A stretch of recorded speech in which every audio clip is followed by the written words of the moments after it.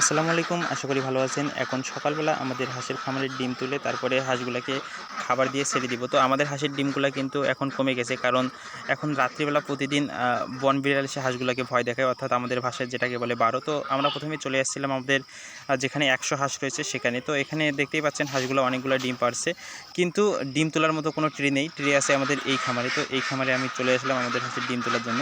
তো এসেই দেখি এই হাঁসগুলা বসে আছে। এগুলা হচ্ছে সকালবেলা বা সন্ধ্যার সময় যখন আমরা খাবার দেই, তখন এই হাঁসগুলো এমনি ধরা দেয়। এটা তাদের অভ্যাস হয়ে গেছে এবং অনেক দিন আমরা যেহেতু তাদেরকে লালন পালন করতেছি, তারা এমনিই ধরা দেয়। তো সকালবেলা উঠে তাই হাঁসগুলো ধরা দিচ্ছিল। তো এখন দেখেন আমাদের হাঁসগুলো কতগুলো ডিম পারলো। এখানে কিন্তু আমাদের 400 হাঁস রয়েছে।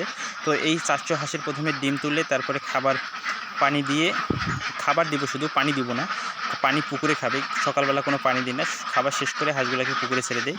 তো দেখেন আমাদের হাঁসগুলো কতগুলো ডিম পারছে। তো এই ডিমগুলো, তো আমাদের ডিম তোলা শেষ। এখানে আমাদের হাঁসগুলো আজকে 315টার মতো ডিম পারছে। তো এখন আমি আমাদের হাঁসগুলোকে খাবার দিয়ে দিব। তো হাঁসগুলো খাওয়ার জন্য কাছে চলে আসছে এবং রোদেও উঠাইছে। এই খামারটা ডিম তুলে খাবার দিতে অনেকটা রেডি হয়ে গেছে। তো এখানে আমি হাঁসগুলোকে খাবার দিলাম এবং পানি কিন্তু আমাদের হাঁসগুলো পুকুরেই খাবে। তো খাবার খাওয়া শেষে কিন্তু আমরা আমাদের হাঁসগুলোকে ছেড়ে দিব, এখন ছেড়ে দিব না। এই হাঁসগুলোকে তো খাবার দেওয়া শেষ হলো। এখন আমরা আমাদের 100 হাঁস যেখানে রয়েছে সেই হাঁসগুলোকে খাবার দিব এইখান থেকে নিয়ে গিয়ে। তো এই 100 হাঁসগুলোকেও আমি খাবার দিয়ে দিয়েছি এবং ডিমও তুলছি। এখানে আমাদের ডিম পারছে প্রায় 70টার মতো। তো হাঁসগুলোকে আমি আমাদের পুকুরে ছেড়ে দিলাম।